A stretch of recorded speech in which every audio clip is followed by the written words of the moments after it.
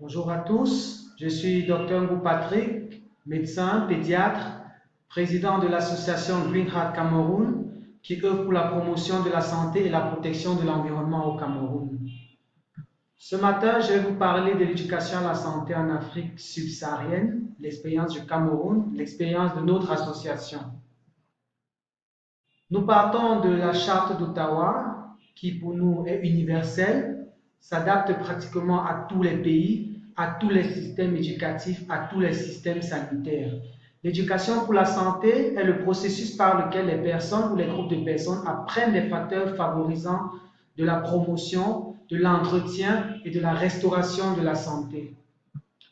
Pour la définition de l'OMS, il y a des mots qui sont clés pour nous, à savoir que l'éducation à la santé suppose des actions proactives au niveau communautaire, d'appropriation de l'individu pour que ce dernier acquiert une certaine maîtrise concernant le domaine de la santé.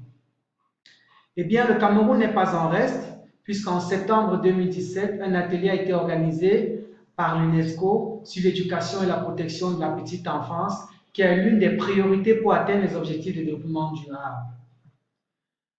Le système éducatif chez nous en ce qui concerne la santé, il y a beaucoup de théories, il y a un grand contraste avec la pratique, avec l'environnement, avec le biotope, et on se demande si l'exemple vaut mieux que la leçon. Nous sommes partis en l'an 2000 de ce concept hyper séduisant de santé pour tous, en l'an 2000, où on se disait qu'en l'an 2000, aucun être humain ne devrait mourir par manque de soins et que chaque être humain devrait avoir accès à des soins de santé de qualité. Pour montrer la difficulté dans notre contexte et les insuffisances, les besoins dans notre contexte, nous avons posé 3 questions essentielles à la population.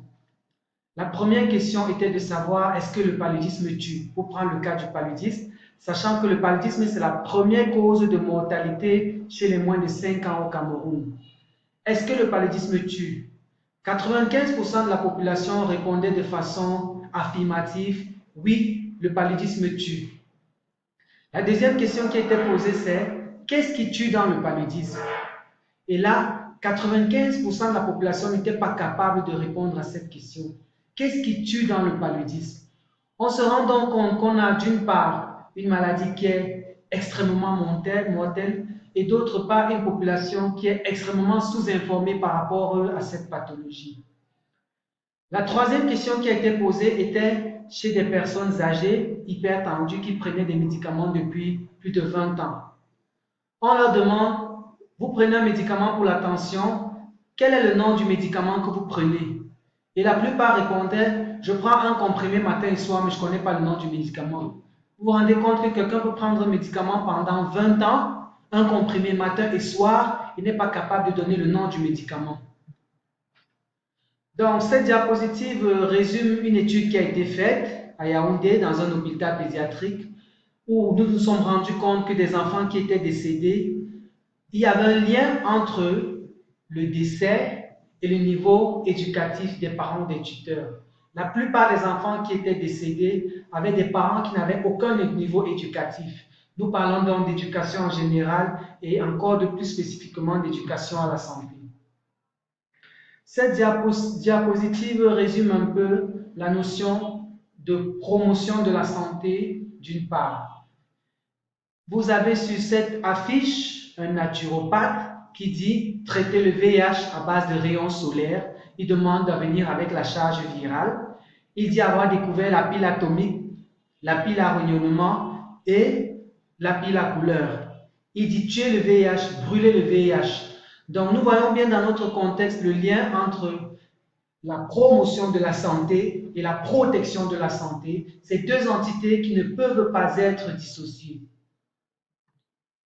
Donc, cette image tirée de l'ouvrage de Didier Jourdan, la page 37, sur les principaux facteurs conditionnant la santé des enfants, est très belle, très explicative, exhaustive, qui normalement devrait pouvoir s'appliquer à tous les systèmes éducatifs. Mais pour nous, qu'est-ce qui nous pose problème? Où est-ce qu'on ne pourra pas chez nous appliquer cette éducation à la santé.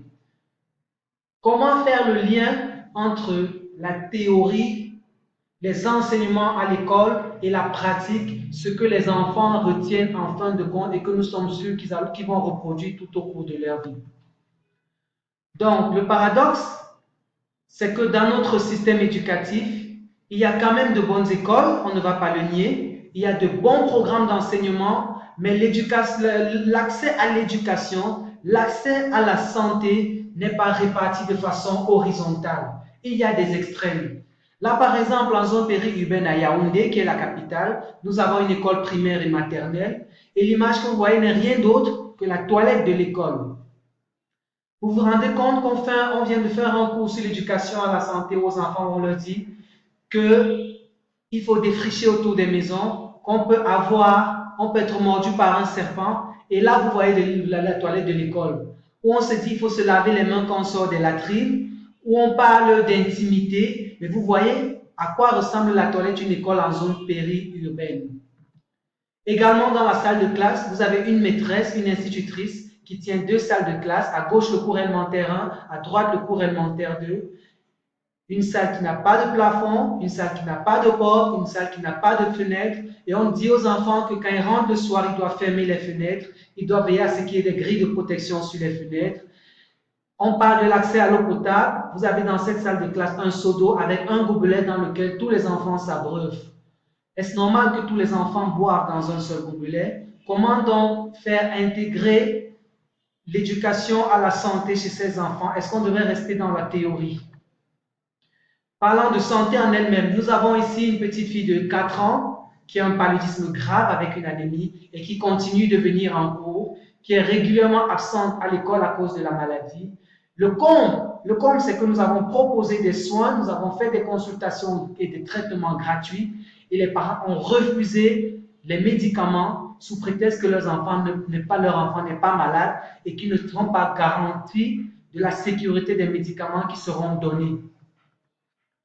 Donc, les problèmes chez nous, en zone périurbaine et rurale, puisque c'est le cas, nous laissons les grandes métropoles, elles ne sont pas vraiment représentatives du pays, c'est que beaucoup d'enfants vont à l'école parce qu'ils doivent être quelque part pendant que les parents vont au travail. Beaucoup d'enfants vont à l'école le ventre vide. Comment faire un enseignement chez ces enfants qui ont le ventre vide, chez qui manger, boire est une question de survie? Donc, ceci nous amène à aboutir à notre conclusion, c'est que pour nous, acteurs de la société civile, et là je parle juste au nom de l'association, juste au nom de professionnels de santé que je suis, professionnel de la santé de l'enfant que je suis, c'est le slogan Santé pour tous que nous proposons plutôt un autre slogan, le slogan Santé par tous. Ici, montrer que tout le monde est acteur de la chaîne des soins. Le malade ne subit pas les soins, le malade est un acteur de la chaîne des soins. Il ne faudrait pas être malade pour aller rechercher les soins, pour aller rechercher l'information. Et ce slogan résume pour nous l'idée que nous avons de faire comprendre que tout le monde a quelque chose à dire, tout le monde est quelque part un peu soignant, tout le monde peut quelque part donner un conseil, faire un geste médical qui peut sauver une vie. Donc pour nous, le slogan que nous devons adopter, c'est santé par tous. Je vous remercie. J'espère vous avoir apporté quelques informations sur notre contexte, sur notre vision de l'éducation à la santé. Merci.